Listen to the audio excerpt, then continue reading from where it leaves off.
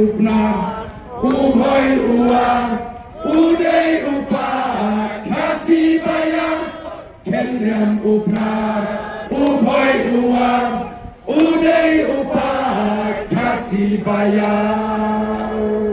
Ini roy rikasi nge ya pa. Rikasi,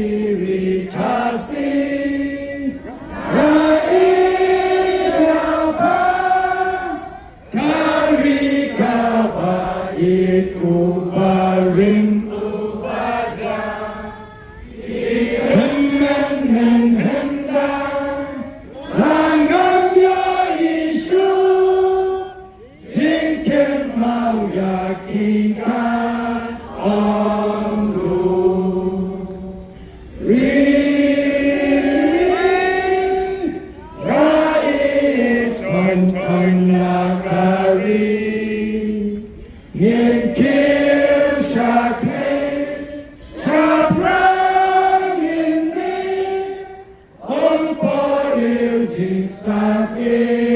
Yeah.